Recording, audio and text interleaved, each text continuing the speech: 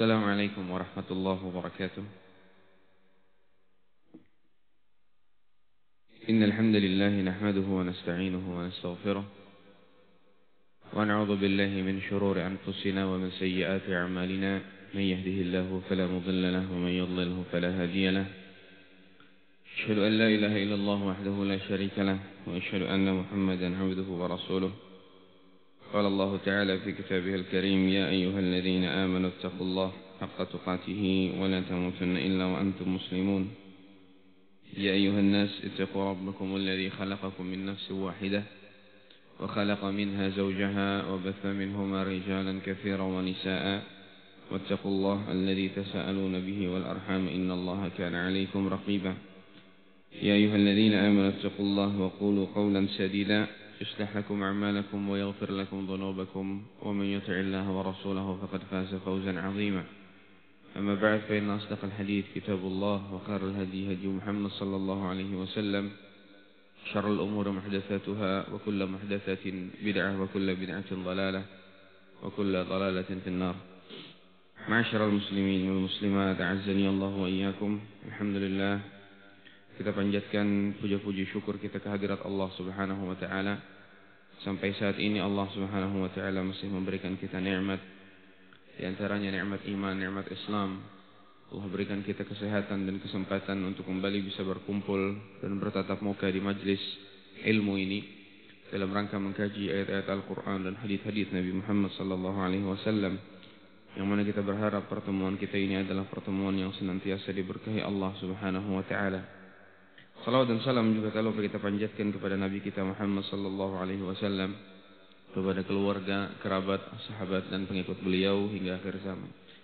Jamaah yang dimuliakan Allah Subhanahu wa taala, kita melanjutkan pembahasan syarah Kitabul Jami', penjelasan Kitabul Jami' min Bulughil Maram yang disusun oleh Al-Imam Ibnu Hajar Al-Asqalani rahimahullahu taala, yang mana pada pertemuan kali ini insyaallah kita akan membahas hadis terakhir di dalam babul adab. Sebagaimana telah kita jelaskan, Kitabul Jami' ini terdiri dari 6 bab isinya. Babul adab, kemudian ada babul bir wassilah, bab tentang keutamaan berbakti dan silaturahim, dan bab-bab yang lainnya. Nah, kita masih berada di bab yang pertama, babul adab, yang mana di babul adab ini mencakup 16 hadis yang disusun oleh Imam Ibnu Hajar Al-Asqalani, yang mana kita masuk dalam hadis terakhir di dalam bab yang pertama, yakni babul adab. Hadis terakhir tersebut, jamaah yang dimuliakan Allah Subhanahu wa taala, di dalam babul adab ini adalah hadis ke-16. Hadis ke-16 yang dibawakan oleh Imam Ibnu Hajar Al-Asqalani adalah hadis yang memuat tentang adab di dalam berpakaian. Hadis yang memuat di dalam adab berpakaian.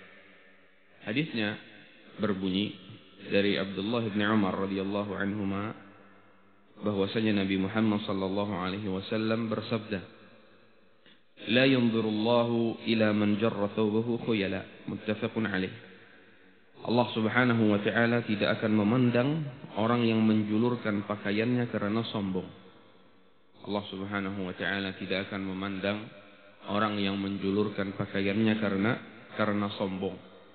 Yang mana hadis ini adalah hadis sahih, diriwayatkan oleh Al-Imam Al-Bukhari dan Imam Muslim rahimahumullah. Jamaah yang dimuliakan Allah Subhanahu wa taala, di antara kesempurnaan ajaran Islam bahwasanya Islam mengajarkan kepada kita adab di dalam segala hal. Di antaranya termasuk dalam perkara berpakaian. Itu makanya Islam mengatur bagaimana cara berpakaian seorang muslim. Banyak di antara adab berpakaian yang diajarkan oleh Nabi Muhammad sallallahu alaihi wasallam, di antaranya yang telah kita bahas pada pertemuan sebelumnya. Islam melarang untuk berlebih-lebihan atau israf dalam berpakaian. Israf yakni perkara yang melampaui batas, pakaian yang terlalu mahal sehingga menimbulkan kesombongan dan lain sebagainya. Islam juga melarang pakaian yang syuhrah atau pakaian yang menarik perhatian orang lain, berbeda dengan orang lain. Islam juga melarang pakaian yang menyerupai wanita. Maka tidak boleh seorang laki-laki menyerupai pakaian wanita, atau sebaliknya kaum wanita menyerupai pakaian laki-laki. Islam juga melarang seorang laki-laki memakai pakaian yang terbuat dari sutra. Ada larangan dari Nabi Muhammad sallallahu alaihi wasallam. Nah, di antara adab berpakaian atau larangan di dalam adab berpakaian adalah larangan dalam melakukan, dalam istilah ulama adalah isbal. Dalam istilah ulama adalah isbal. Yani kata Nabi Muhammad SAW tadi, la yanzurullah ila man jarra thawbahu khuyala.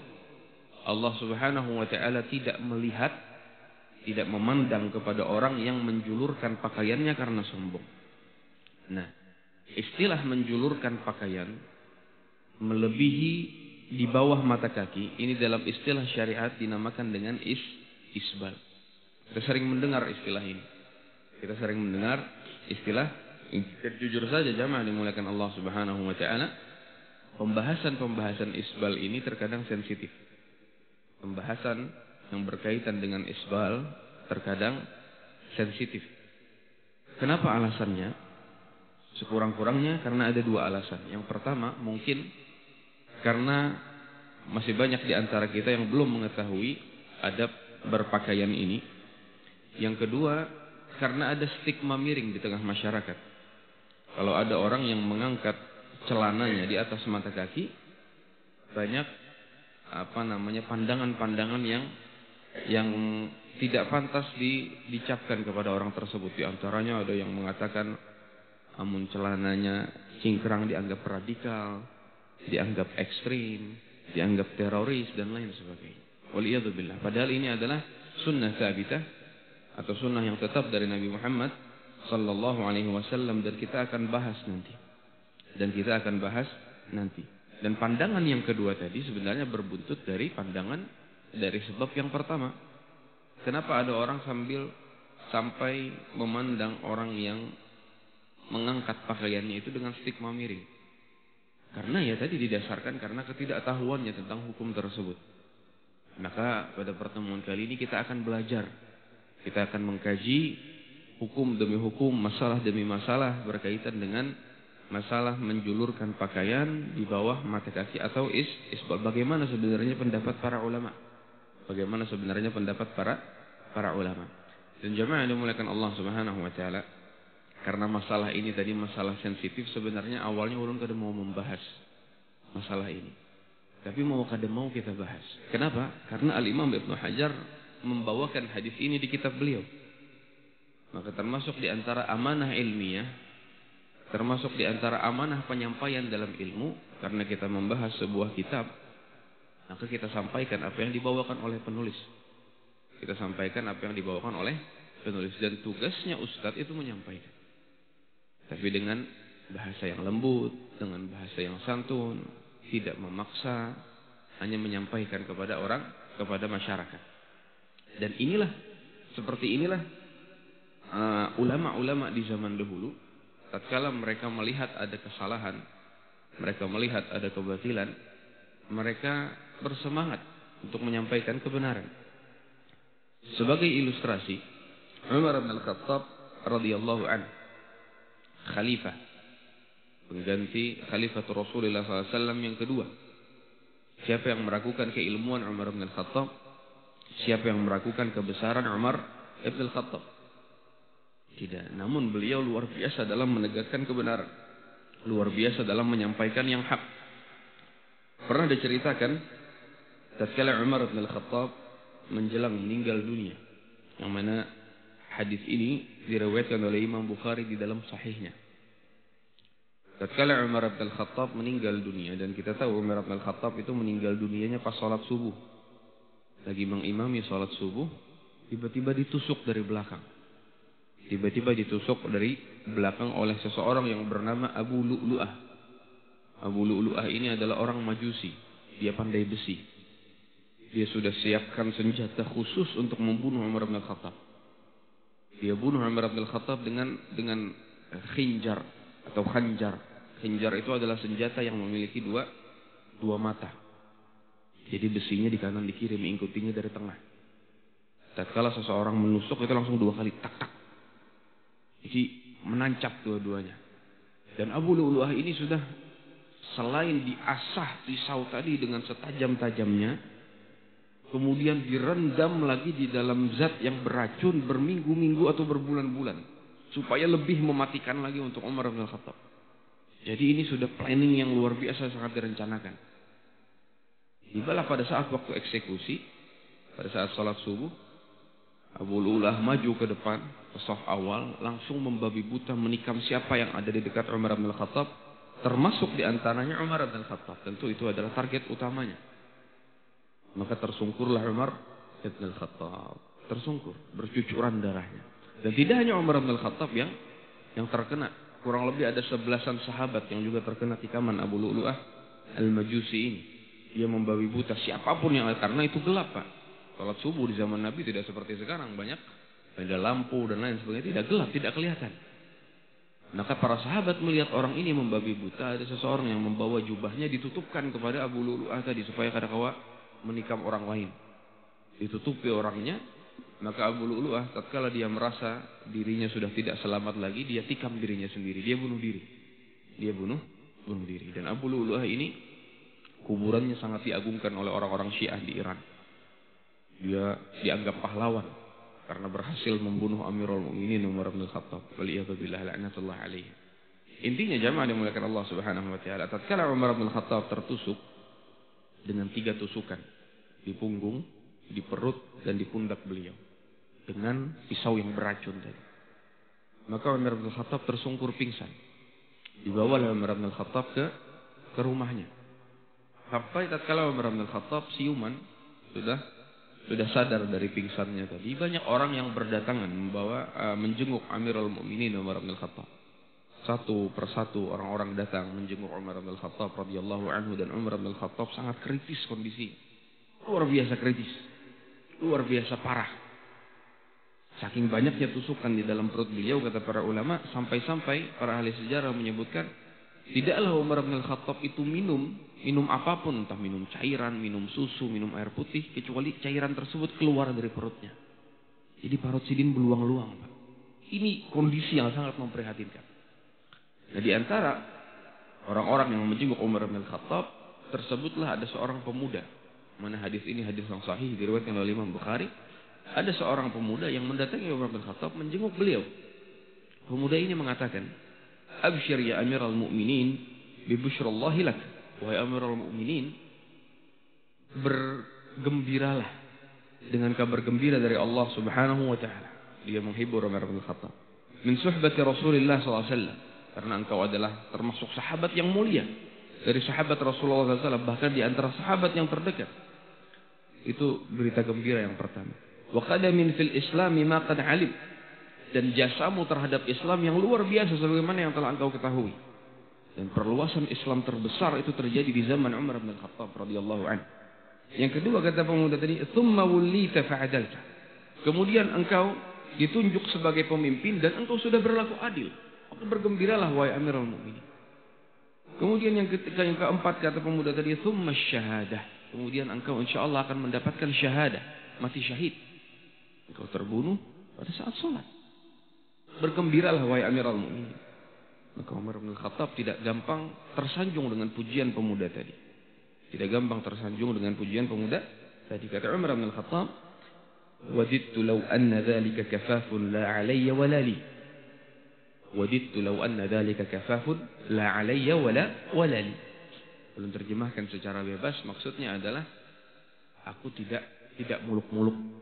Sekedar aku terbebas dari azab Allah itu sudah cukup. Aku tidak perlu pujian nikam tadi. Sekedar aku ini terselamatkan dari azab Allah, aku sudah cukup. Sudah selesai, kata Umar bin Khattab. Maka pemuda tadi pergi. Pergi. Tatkala pemuda tadi, datanglah orang lain menjenguk Umar bin Khattab. Tatkala pemuda tadi pergi, Umar bin Khattab tanpa sengaja melihat pakaian pemuda tadi, yakni menjulur ke bawah, terseret ke tanah. Pakaiannya panjang di bawah mata kaki. Maka kata Umar bin Khattab, "Wahai fulan, ruddu alayya al-ghulam." Mana pemuda tadi, suruh bubulik. Suruh bubulik menghadap aku.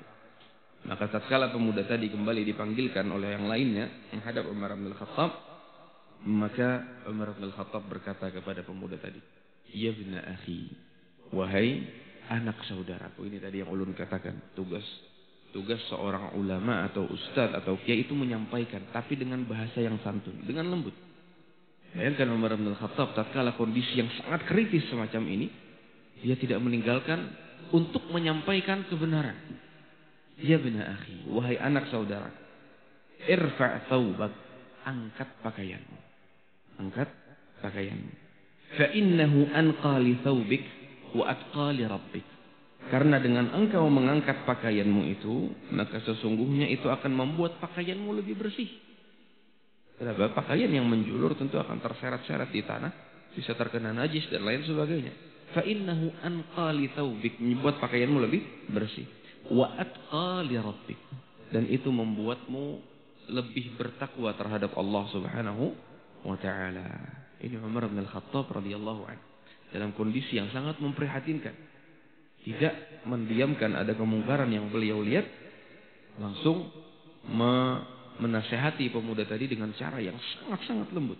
Tidak menyinggung hatinya, tidak meruntuhkan semangatnya dan lain sebagainya. Makanya Ibnu Umar tatkala melihat sikap ayahnya ini, Ibnu Umar mengatakan, "Ajaban li Umar." Sungguh sangat luar biasa Umar bin Khattab. "In ra'a haqqallahi 'alaihi falam yamna'hu ma huwa fihi an tatakallama bih."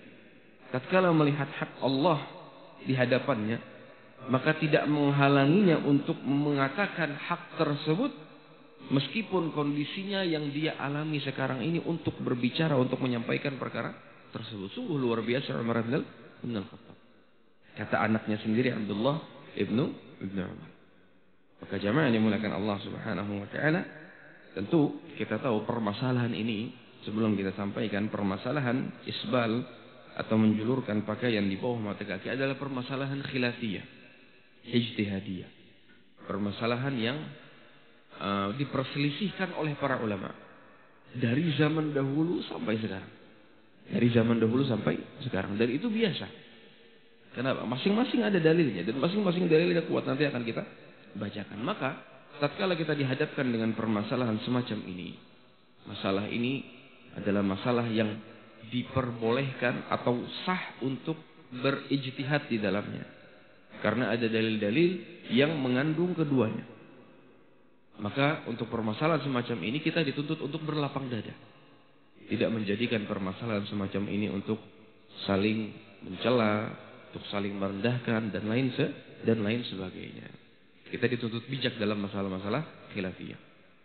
Jangankan ulama, kita hidup bersama orang terdekat kita saja, padahal kita sudah bertahun-tahun, terkadang kita berselisih. Laki bini terkadang berselisih, anak lawan abahnya terkadang berselisih, padahal itu dekat. Apalagi ulama yang terkadang berjauhan, tidak mungkin memahamkan satu pemahaman dengan hadis yang sama. Jadi maksud ulun adalah ikhtilaf di dalam masalah-masalah fikih semacam ini adalah hal-hal yang lumrah. Maka bagi penuntut ilmu atau bagi orang-orang yang mengikuti para ulama tersebut, hendaklah bijaksana dalam menentukan sikap. Nah, jemaah yang dimuliakan Allah Subhanahu wa taala, hadis tentang larangan isbal telah mencapai derajat mutawatir dari sisi makna. Hadis tentang larangan isbal ini telah mencapai derajat mutawatir dari sisi makna. Lebih dari 20 orang sahabat yang meriwayatkannya. Mutawatir itu maksudnya adalah sahabat yang meriwayatkan ini banyak. Lebih dari 3 atau lebih dari 10 kata para ulama. Intinya banyak, yang mustahil para sahabat itu berdusta. Ada hadis ini dari Nabi Muhammad SAW, mustahil. Kenapa? Karena yang meriwayatkannya 20 lebih, banyak benar. Mustahil ada orang yang berdusta sebanyak itu. Sepakat dengan kedustaan, mustahil. Makanya di antara hadis yang paling kuat dari sisi ilmu hadis adalah hadis yang mutawatir. Susah untuk ditolak. Nah, di dalam hadis tadi Nabi Muhammad SAW mengatakan, man jarra thawbahu khuyala. Allah tidak melihat orang yang menyeret pakaiannya. Lafal thawb di sini di dalam hadis ini adalah, kata para ulama, bermakna umum. Yang dimaksudkan pakaian di dalam hadis ini bermakna umum, bukan hanya sarung, tapi bermakna kullu ma yulbas, apapun yang dipakai. Entah itu celana, entah itu sarung, entah itu jubah, atau kain apa saja dari atas ke bawah. Dari atas ke bawah, bukan dari bawah ke atas seperti kaos kaki, maka tidak termasuk larangan tersebut. Tapi kain yang dari atas ke bawah yang menutupi mata kaki, maka mencakup larangan larangan tersebut. Nah, jamaah yang dimuliakan Allah Subhanahu wa taala. Di dalam riwayat tadi, di dalam hadis tadi, Allah Subhanahu wa taala mengatakan, Nabi Muhammad SAW mengatakan, la yanzurullah. Allah tidak melihat. Apa maksudnya Allah tidak melihat? Ini ancaman yang luar biasa berat, jemaah. Allah tidak melihat orang yang menjulurkan pakaiannya karena sombong. Maksudnya kata para ulama adalah Allah tidak melihat dia di hari kiamat dengan pandangan kasih sayang. Allah tidak mempedulikannya. Wah, ini hukuman yang luar biasa berat.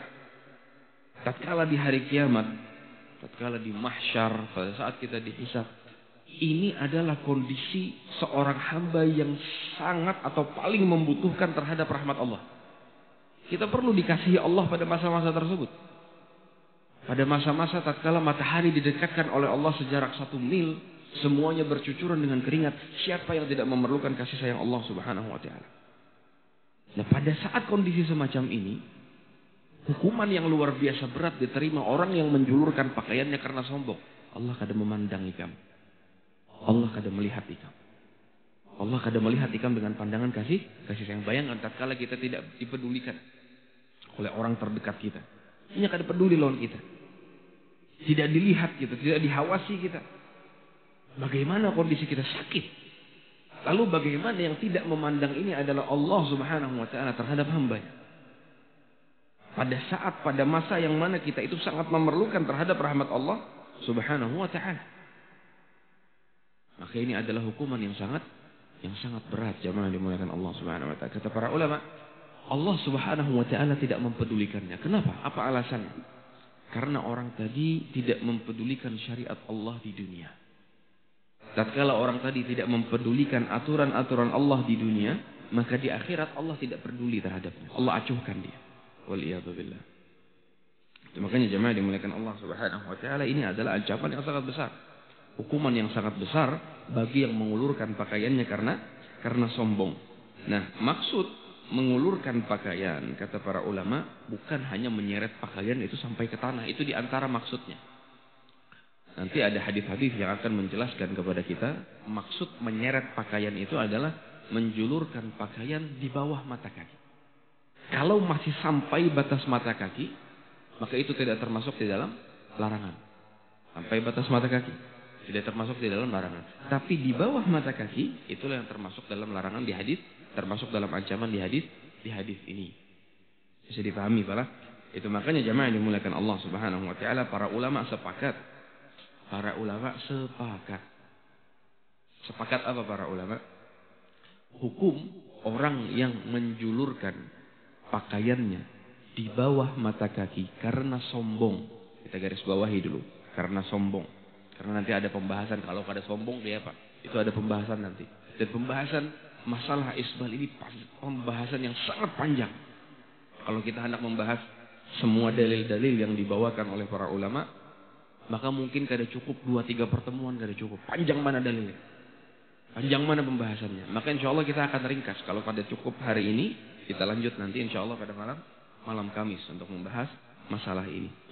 Para ulama menyimpulkan orang yang menjulurkan pakaiannya karena sombong, ijma' ulama, menurut kesepakatan ulama, artinya tidak ada ulama yang berselisih, hukumnya haram. Hukumnya haram karena sombong. Dan ijma' ini dinukilkan oleh Al-Imam Ibn Hajar Al-Asqalani rahimahullahu taala, penyusun kitab yang sedang kita bahas. Bahkan sebagian ulama mengatakan menjulurkan atau membiarkan pakaian di bawah mata kaki karena sombong, dengan sengaja karena sombong, termasuk dosa besar. Di antaranya Al-Imam Az-Zahabi menulis penjelasan ini dalam kitab beliau Al-Kabair. Al-Imam Ibn Hajar Al-Haytami juga menulis penjelasan ini yang mengatakan bahwasanya isbal karena sombong termasuk dosa besar dalam kitab beliau Az-Zawajir. Banyak para ulama yang mengatakan menjulurkan pakaian karena sombong termasuk bagian dari dosa besar. Kenapa demikian? Karena ancaman yang luar biasa berat. Di antaranya tadi hadis yang pertama, Allah tidak melihatnya dengan pandangan rahmat. Dalil lain yang menunjukkan bahwasanya isbal karena sombong ini termasuk dosa besar adalah hadis diriwayatkan oleh sahabat yang mulia Abu Dzar Al-Ghifari dari Nabi Muhammad sallallahu alaihi wasallam, bahwasanya Nabi Muhammad SAW mengatakan, Thalathatun la yukallimuhumullahu yaumal qiyamah.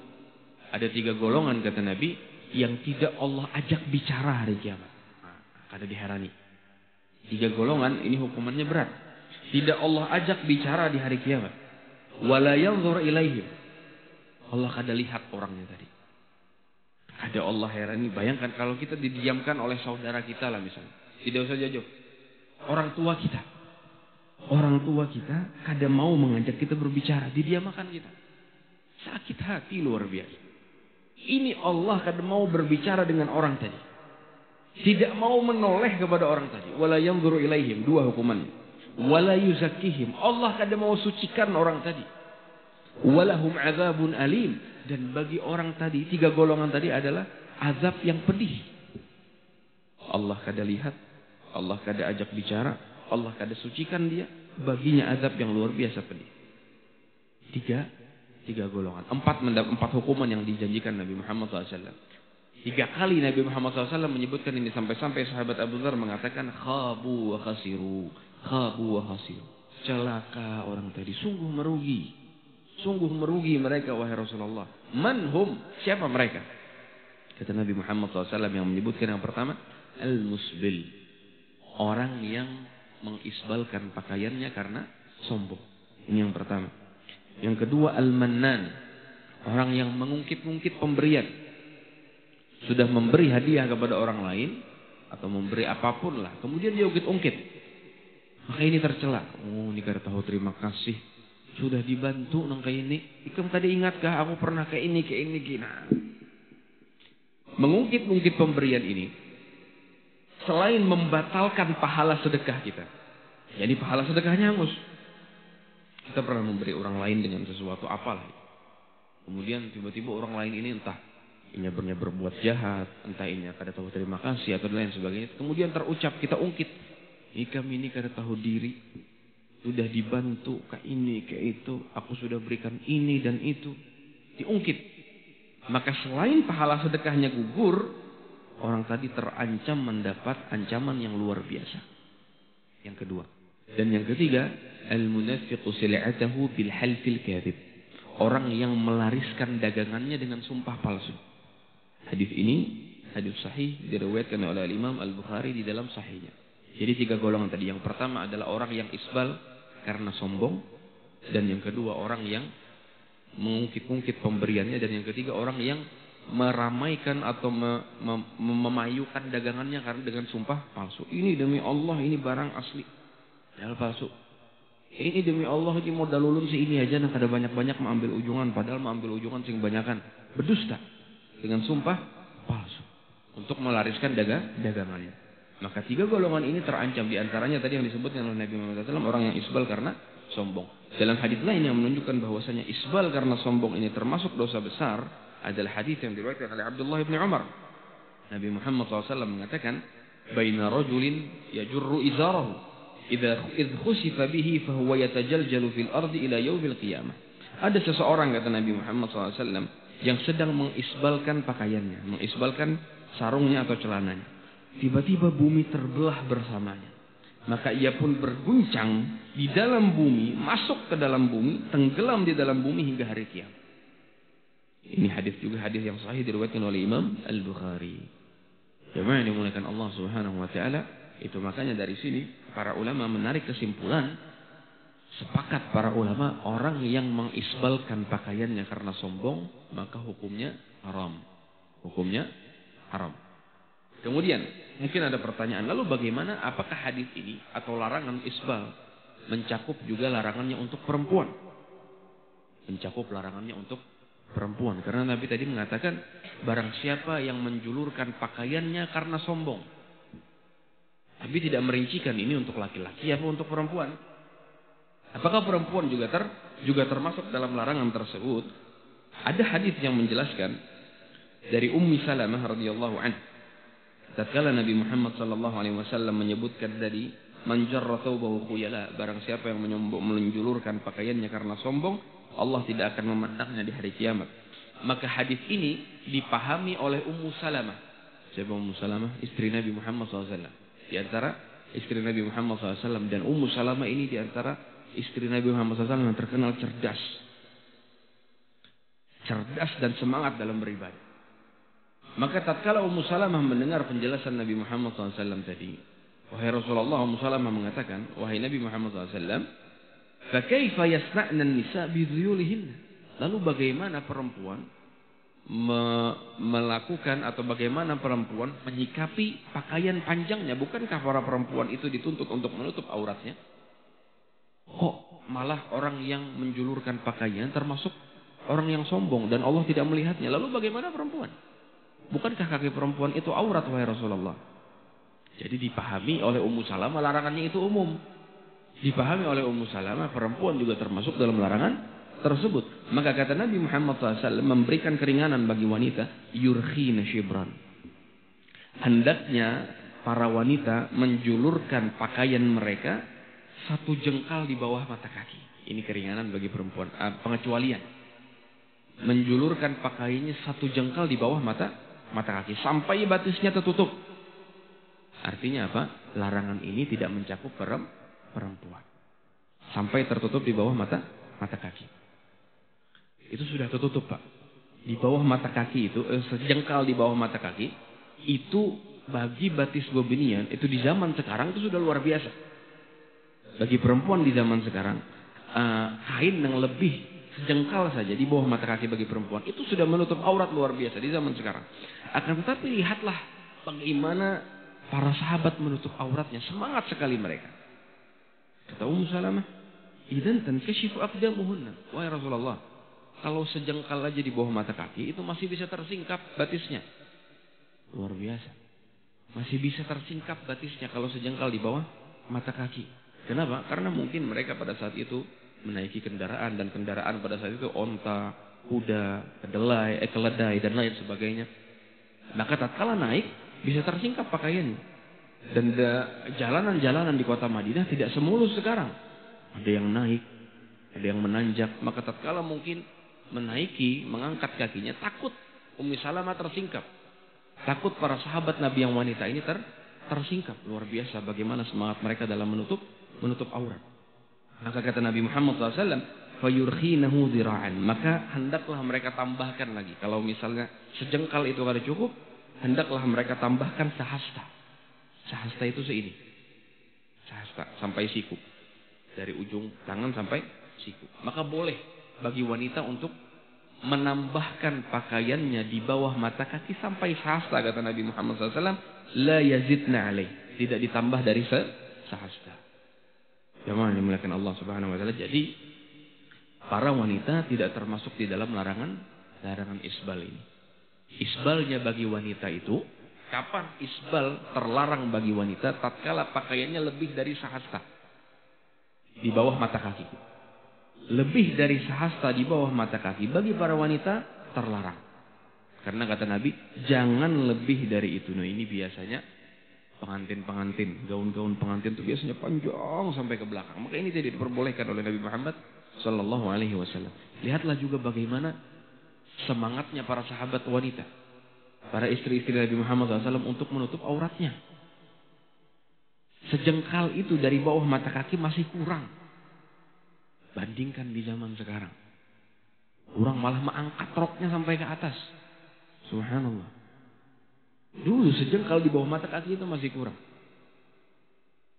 Sungguh ini menjadi nasihat bagi para kaum wanita untuk lebih semangat dalam menutup auratnya. Atau bahkan sebagian wanita ada yang ditutup kepalanya aja. Batis terbuka. Batisnya sampai setengah betis misalnya terbuka auratnya.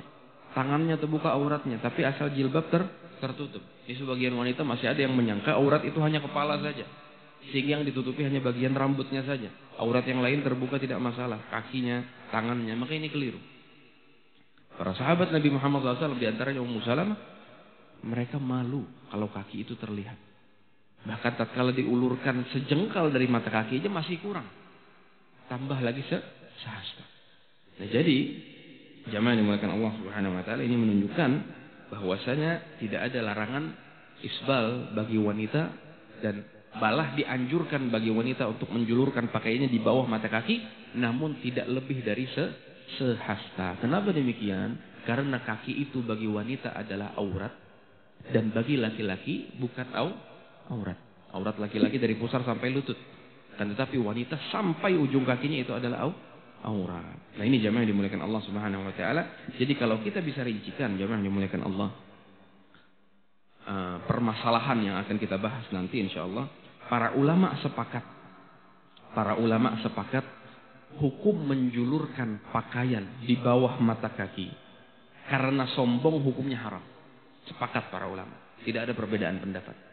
Yang kedua, para ulama sepakat orang atau laki-laki yang mengangkat pakaiannya di atas mata kaki, yakni orang yang tidak isbal mengangkat pakaiannya di atas mata kaki atau paling tidak sejajar dengan mata kaki, para ulama sepakat ini adalah sunnah dan ini dianjurkan. Dan ini lebih afdal, sepakat. Permasalahan ketiga yang diperselisihkan, bagaimana hukumnya isbal tanpa diiringi kesombongan. Jadi dia hanya menggunakan pakaiannya, tidak ada rasa sombong karena memang itu pakaian yang dia pakai sehari-hari dan itu pakaian yang sudah terbiasa di tengah masyarakat sehingga menutupi mata kakinya tanpa ada rasa kesombongan sedikit pun. Bagaimana hukumnya ini? Nah inilah yang masih diperselisihkan oleh para ulama. Dan insya Allah ini yang akan kita bahas pada pertemuan yang akan datang di malam Kamis kalau masih ada kesempatan. Nah ini jamaah yang dimuliakan Allah Subhanahu wa taala yang dapat ulun sampaikan pada pertemuan kali ini. Insyaallah kita akan lanjutkan pada pertemuan yang akan datang. Salah dan khilafnya ulun mohon maaf. Kita tutup dengan doa kafaratul majlis. Subhanakallahumma wa bihamdik, asyhadu an la ilaha illa anta, astaghfiruka wa atubu ilaik. Wassalamualaikum warahmatullahi wabarakatuh.